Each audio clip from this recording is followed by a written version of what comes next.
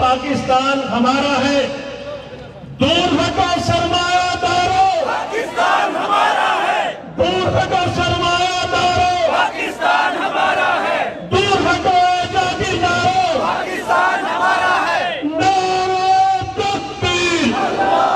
کہندی ہے سچائی، چلو سراج الحق نال لوگو کہندی ہے سچائی۔ آسماناں نال گلاں کردی ایویں مہنگائی، آسماناں نال گلاں کردی ایویں مہنگائی، گھٹ کسے نہ کیتی یارو، گھٹ کسے نہ کیتی یارو، رج کے لٹ مچائی۔ مار گئی مہنگائی، سبرو مار گئی مہنگائی، ہائے ہائے ہائے۔ مرتے مومن مرتے حق، سراج الحق، سراج الحق، مرتے مومن مرتے حق، سراج الحق، سراج الحق، مرتے مومن مرتے حق، سراج الحق، سراج الحق، مرتے مومن مرتے حق، سراج الحق، سراج الحق، اس لیڈر نے مارے مارے جسموں سے بچایا، اس لیڈر نے جالا کے قوم نوں رگڑا لایا، ہر حاکم تے قوم نکل دی، ہر حاکم تے قوم نکل دی، جتی پیری پائی۔ مار گئی مہنگائی، سبرو مار گئی مہنگائی۔ مرتے مومن مرتے حق۔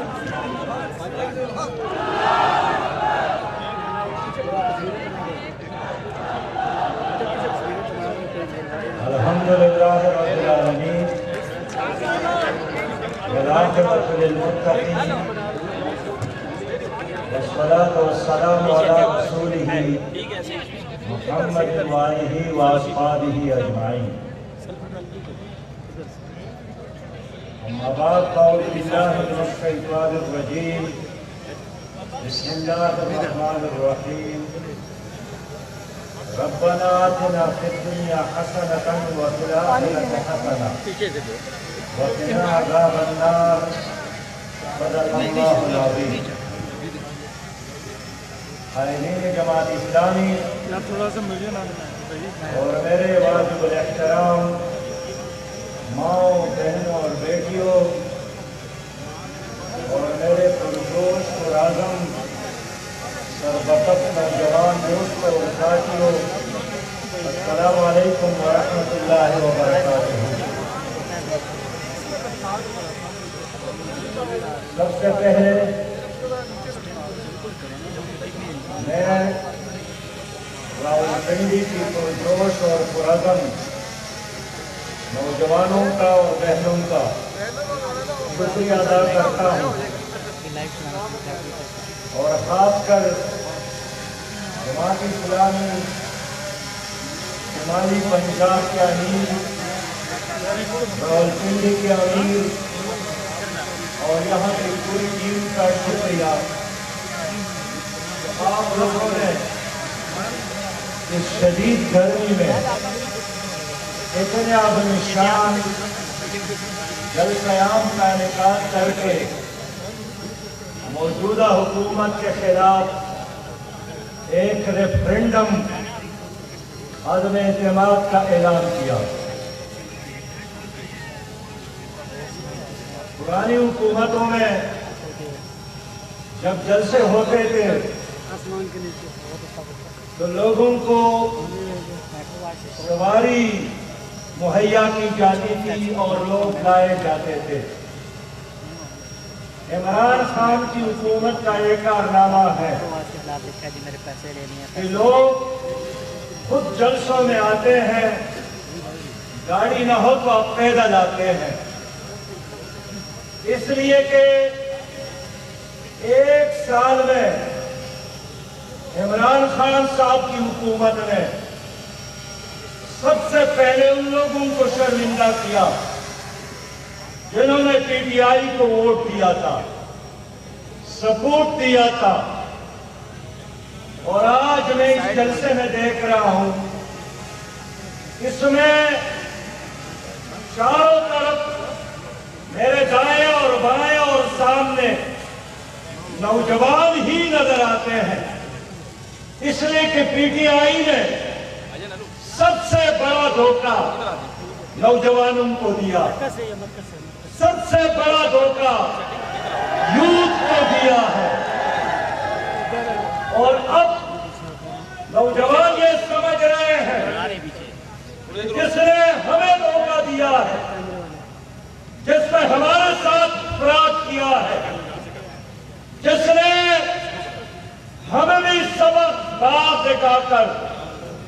جھوٹے اعلانات کر کے تبدیلی کا نعرہ دے کر ہمیں دھوکہ دیا.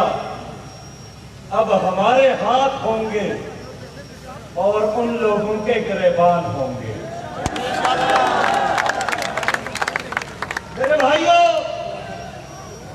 سچی بات یہی ہے کہ کراچی سے لے کر چترال تک 22 کروڑ پاکستان کے عوام، 22 کروڑ پاکستان کے شہری ایک شدید تکلیف اور کرب سے گزر رہے ہیں. اس لیے کہ لوگوں کے لیے جینا مشکل ہو گیا. جناب وزیر اعظم صاحب کہتے ہیں گھبرانا نہیں، ہر چیز اگر مہنگی ہو گئی خیر ہے، گھبرانا نہیں، کم از کم موت کو تو سستی بناتے. لیکن اس حکومت میں موت بھی مہنگی ہو گئی. اور اب میرے ہاتھ میں یہ ایک رسید ہے جو راولپنڈی کے ایک بہن نے مجھے بھیجا ہے کہ اس نے اپنے رشتہ دار جو وفات پا گئے تھے اس کے لیے کفن خریدنے گئی، اور میری اس بہن نے بتایا کہ 2117 روپیہ کا کپڑا لیا، اس میں 368 روپیہ مزید ٹیکس ادا کی، اور کپڑا کفن کا کپڑا 2538 میں پڑ گیا ہے. بابا کفن کا کپڑا 2538 کا. لیکن عمران خان صاحب کہتے ہیں کہ گھبرانا نہیں، 17 روپیہ 17% کفن ٹیکس میں اضافہ ہوا. کہتے ہیں گھبرانا نہیں. اور میں کہنا چاہتا ہوں پنڈی کے لوگوں، کون ٹیکس دینے سے انکار کرتا ہے؟ 71 سال ہماری قوم ٹیکس دیتی رہی. ٹیکس کے بغیر میں مانتا ہوں کوئی ملک نہیں چلتا.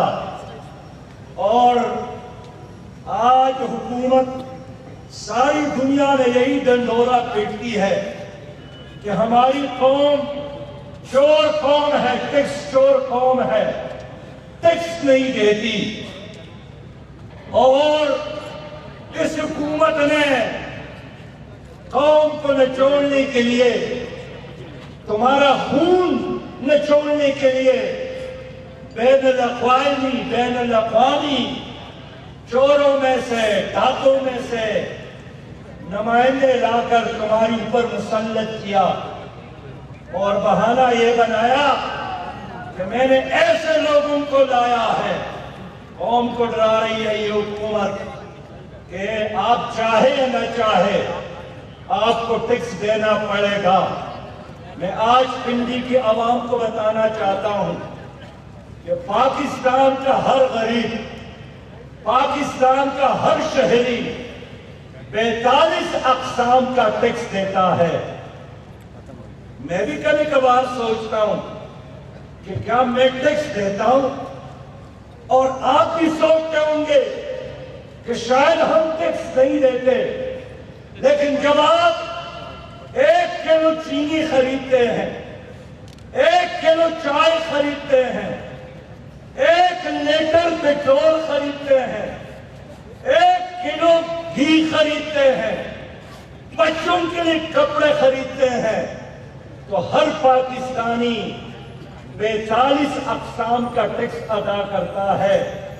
General cess tax, property tax, wealth tax, super tax, value added tax, water tax, professional tax, road tax, central sales tax, service tax, petrol levy, excise duty, custom duty, P T V, licence fee, P T V, licence, parking fee, charge tax, government state duty, ابیانہ، دل tax, local cess, flood tax.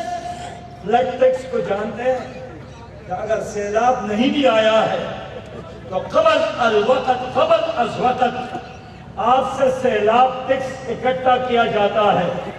Education سیس، education face, کفن پر tax.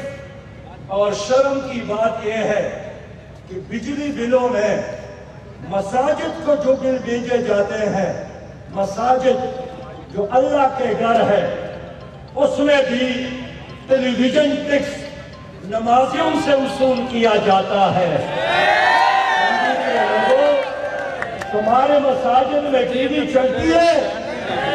اگر اللہ کا گھر ہے تو جو حکومت اللہ کے گھر کو معاف نہیں کرتی، اللہ کے ساتھ دھوکہ کرتی ہے، نمازیوں کے ساتھ دھوکہ کرتی ہے، کیا ایسی حکومت کو چلنا چاہیے یا رخصت ہونا چاہیے؟ میرے پیارے بھائیوں، ایک ہوٹل پہ کام کرنے والے، سراج الحق ایک ہوٹل پہ کام کرنے والے مزدور جن کی تنخواہ 9,000 روپیہ ہے، مجھے بجلی کا اپنا بل دیا 5,690 روپیہ بجلی کے ایک بل کا۔ ان سے پوچھے کہ آپ کے گھر میں کتنے بلب لگے ہیں؟ کہتے ہیں کہ واش روم میں 0 بلب لگاتا ہوں، کچن میں 0 بلب ہے، صرف 2 کمرے ہیں ماں اور باپ کے، ہم باہر رہتے ہیں، اس کے باوجود بھی 5,600 سے۔ تو میں وزیر اعظم صاحب کو ان کی پرانی باتیں یاد دلانا چاہتا ہوں۔ وہ کہتے تھے کہ جب غریب عوام پر ٹیکسوں کا بوجھ ڈالا جاتا ہے تو اس کا مطلب یہ ہے کہ حکمران چوری کرتا ہے۔ آج مجھے وزیر اعظم جواب دے کہ آپ کیا کر رہے ہیں؟ آپ نے لوگوں کے لیے زندگی مشکل بنایا، جرائم میں اضافہ ہوا۔ میرے دوستو، گزشتہ دنوں سروے ہوا ہے پاکستان میں ڈپریشن میں اضافہ ہوا، اور پیارے بھائیوں 55% لوگ یہ ڈپریشن، 1 کروڑ لوگ شوگر کی بیماری میں مبتلا، روزانہ 800 لوگ ہارٹ اٹیک سے مر جاتے ہیں، اور روزانہ 100 آدمیوں سے شوگر کی وجہ سے ہاتھ پیر کاٹے جاتے ہیں۔ میں نے ڈاکٹروں سے پوچھا کہ وجہ کیا ہے؟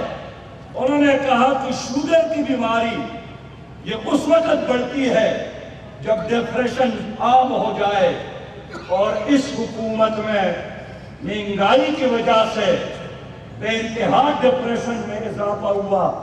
ہر آدمی کا چہرہ مرجھایا ہوا، مسکراہٹیں غائب، آپس میں جو گپ شپ لوگ کرتے تھے وہ ختم ہو گئی، اس لیے کہ ہر انسان مہنگائی کے دلدل میں پھنس گیا اس حکومت کے غلط معاشی پالیسیوں کی وجہ سے۔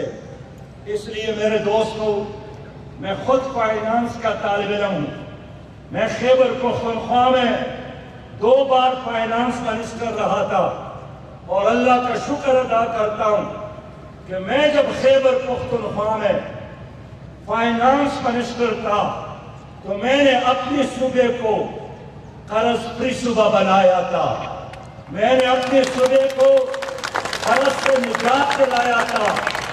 اور ان دنوں شوکت عزیز وزیر اعظم تھے، اس نے بڑے مجلس میں کہا کہ تمہاری کارکردگی اچھی ہے، ورلڈ بینک نے ہمیں اچھی کارکردگی پر سرٹیفکیٹ دیا، اور میں याद दिलाना चाहता हूं, अच्छी कारकर्दगी की बुनियाद पर, अपने सूबे को कर्ज से निजात दिलाने की बुनियाद पर और फाइनेंशियल मैनेजमेंट की बुनियाद पर शौकत अजीज ने 1.4 अरब रुपया इनाम के तौर पर मेरे सूबे को दिया था, इनाम के तौर पर मेरे सूबे को दिया था।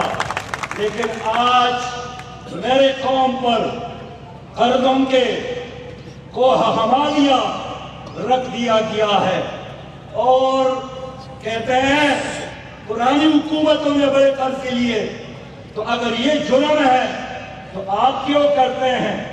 अगर ये गुनाह है तो आपने क्यों उसमें 10 कदम आगे बढ़ना शुरू किया? बारिश होती है, कहती है देख लिया हमारी बरकत है, लेकिन बारिश जब तूफान और सैलाब में बदल जाता है, कहते हैं पुरानी हुकूमतों की वजह से। मेरे प्यारे भाइयों और दोस्तों, मैं इसलिए याद दिलाना चाहता हूं, जनाब इमरान खान ने कंटेनर पर खड़े होकर 1000 बार कौम के साथ वादा किया था कि मैं 1 करोड़ नौजवानों को रोजगार दूंगा, और आज 10 महीनों में 5 लाख से ज्यादा नौजवान बेरोजगार हो गए। इन्होंने 1000 बार वादा किया था कि हम 50 लोगों को, 50 लाख लोगों को नए घर बनाकर देंगे, लेकिन जिनके साथ अपने घर हैं वो घर छोड़ने पर मजबूर हो गए हैं, झूठ बोल रहे थे। मेरे नबी मेहरबान से एक सहाबी ने पूछा कि क्या मोमिन शराबी हो सकता है? फरमाया कि हाँ मुमकिन है। पूछा क्या मोमिन चोर हो सकता है? उन्होंने कहा कि मुमकिन है। क्या मोमिन बदकार हो सकता है? उन्होंने कहा कि हाँ मोमिन है, मुमकिन है। पूछा क्या मोमिन झूठा हो सकता है? नबी मेहरबान ने फरमाया कि मुसलमान सब कुछ हो सकता है, झूठा नहीं हो सकता है। ये हुकूमत झूठे लोगों की हुकूमत है, झूठे वादे और झूठे लोग, और यही वजह है कि आज हमारे मुल्क में जो बदहाली है, कोई तूफान, कोई जंग मुसल्लत नहीं हुआ। ईरान की मईशत खराब हो गई तो इराक से उसने 10 साल लड़ाई लड़ी थी। सऊदी अरब और यमन के दरमियान टेंशन की वजह से हमारे ऊपर कोई जंग अल्लाह के फजल से मुसल्लत नहीं है, लेकिन इसके बावजूद भी हमारी मईशत तबाह हो रही है। और 3 दिन कबल ये जो बड़ा बैंक है स्टेट बैंक, उसके गवर्नर ने ऐलान किया है शरह सूद में इजाफे का ऐलान, और साथ खुशखबरी दी है कि जो हमारे अंदाजे के मुताबिक महंगाई थी, अब साबित हो रहा है कि महंगाई उससे कहीं ज्यादा होगी। वर्ल्ड बैंक ने भी कहा है कि मौजूदा हुकूमत की माशी पॉलिसी के नतीजे में चल पाकिस्तान की मईशत ठीक नहीं हो सकती। अब इन्होंने शुरू किया है एमिनिस्टर स्कीम। ये क्या है आम आदमी नहीं जानता है। ये स्कीम ऐसा ही है कि अगर आपने 1 अरब रुपया चोरी की है तो आप 2.5% हुकूमत को दे दे, तो 1 अरब की चोरी आपके लिए हलाल। मैं ऐलान करता हूं कि जिन लोगों ने 2.5% हुकूमत को देकर अपनी चोरी को हलाल समझा है, हमारी हुकूमत आएगी, हम इन तमाम केसेस को दोबारा रीओपन करेंगे और एक पाई का हिसाब किताब मैं आपसे करूंगा। मेरे प्यारे भाइयों, इस हुकूमत ने ऐलान किया था कि हम तालीम याफ्ता कौम, तालीम याफ्ता कौम पैसे लाएंगे, तालीम पर खर्च करेंगे, लेकिन इस हुकूमत ने तालीम के दरवाजे गरीब के लिए बंद किए हैं। और इसलिए बंद किए कि इन वज़रा के बच्चे वज़ीर आज़म साहब में अपने औलाद یہ سارے لوگ ان کی اولاد یہاں نہیں پڑھتے ہیں، باہر کے تعلیمی اداروں میں ہے۔ میں باہر پڑھنے کے لیے جانا ناجائز نہیں سمجھتا ہوں، لیکن میں ضرور کہنا چاہتا ہوں کہ کم از کم وہ ذرائع تعلیم کے لیے صوبائی وزیر ہو یا وفاقی وزیر تعلیم ہو، ان کے لیے ضروری ہے کہ ان کے اپنے بچے سرکاری تعلیمی اداروں میں پڑھے، تاکہ ہمارے سرکاری تعلیمی ادارے بہتر بن جائے۔ نہ اس میں واش روم ہے، نہ اس میں پنکھا ہے، نہ اس میں صاف پانی ہے، ان کا رزلٹ بھی ہر سال خراب سے خراب تر ہوتا جا رہا ہے۔ اور کل وفاقی وزیر تعلیم نے کہا ہے کہ ہم نے مدارس کو بھی ٹھیک کرنا ہے اور مدارس کا بھی اصلاح کرنا ہے۔ جناب وزیر تعلیم صاحب، سب سے پہلے تو اپنی اصلاح کرے، ان تعلیمی اداروں کو ٹھیک کر لے جن کا آپ وزیر تعلیم ہے۔ آپ نے سرکاری تعلیمی اداروں کا بھی بیڑا غرق کر دیا ہے، اور اب دینی مدارس کا بھی بیڑا غرق کرنا چاہتے ہو۔ کبھی بھی دینی مدارس کی طرف ہمیں کبھی اجازت نہیں دیں گے کہ ان کی طرف قدم بڑھائے یا ان کی طرف ہاتھ بڑھائے۔ یہ مساجد، یہ مدارس، یہ قوم کی ہے۔ تمہارے لیے ٹھیک کرنے کے بہت سارے کام موجود ہیں۔ میرے پیارے بھائیوں، ایک وفاقی وزیر جن سے بڑے توقعات کی، ایک وزارت میں نہیں چلا تو ان سے وزارت لے کر ان کو سائنس اور ٹیکنالوجی کی طرف متوجہ کیا۔ اب وہ مریخ کی طرف سفر میں ہے جناب فواد چودھری صاحب، لیکن راستے میں وہ چاند نظر آیا تو اس نے اب چاند میں اپنی سرگرمیاں شروع کی ہے۔ اب وہ تصوف کی طرف بھی جا رہا ہے کہ روحانی سرور اور سکون کے لیے ذکر اور فکر کی بجائے 1100 نئے سنیما ہال تعمیر کرنا چاہتے ہیں۔ بابا، لیبارٹری بناؤ، لائبریری بناؤ، اسکول بناؤ، کالج بناؤ، کوئی تجربہ گاہ بناؤ، ایک نہیں ہمیں 1000 ڈاکٹر عبدالقدیر خان جیسے سائنسدانوں کی ضرورت ہے۔ فنکار اور اداکار اپنی جگہ پر، لیکن وفاقی منسٹر کہتا ہے کہ 1100 کی تعداد میں سنیما گھروں کی ضرورت ہے، اس لیے کہ وہ سمجھتا ہے کہ قوم کا اہم مسئلہ یہ سنیما گھر کی تعمیر ہے۔ میرے پیارے بھائیوں اور دوستوں، اس لیے 1 سال گزر گیا، ہماری اسمبلی میں یہ فیصلہ نہیں ہوا کہ موجودہ حکومت الیکٹڈ ہے یا سلیکٹڈ ہے۔ نہ قومی اسمبلی میں فیصلہ ہوا، نہ سینٹ میں فیصلہ ہوا، لیکن چلے آج پنڈی کے مجمع سے میں پوچھنا چاہتا ہوں کہ یہ حکومت الیکٹڈ ہے یا سلیکٹڈ ہے؟ نہیں، میں پوچھنا چاہتا ہوں، میں فتویٰ دینا نہیں چاہتا، میں اپنی طرف سے کوئی بات آپ جواب دے دیں کہ یہ حکومت الیکٹڈ ہے یا سلیکٹڈ ہے؟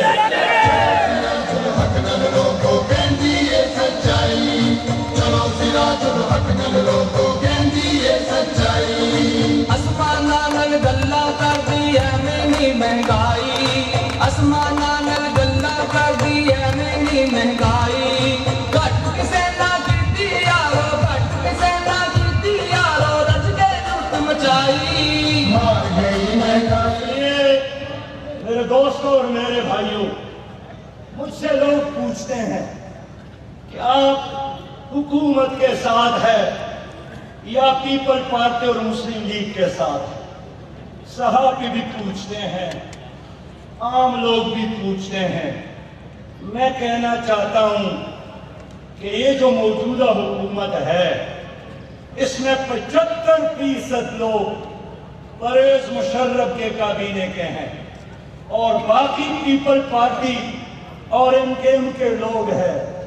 اس لیے میں اعلان کرنا چاہتا ہوں کہ ہم اس حکومت کو بھی نظام کا تسلسل سمجھتے ہیں، ہم اس حکومت کو بھی سٹیٹس کو سمجھتے ہیں، ہم اس حکومت کو بھی پیپل پارٹی، پرویز مشرف اور ایم کیو ایم کا ایک مجموعہ ایک مسافر خانہ سمجھتے ہیں۔ اس لیے میں ان دونوں کے ساتھ نہیں ہوں، میں عوام کے ساتھ کھڑا ہوں، میں مزدوروں کے ساتھ کھڑا ہوں، میں کسانوں کے ساتھ کھڑا ہوں، میں طلبہ کے ساتھ کھڑا ہوں، میں نوجوانوں کے ساتھ کھڑا ہوں۔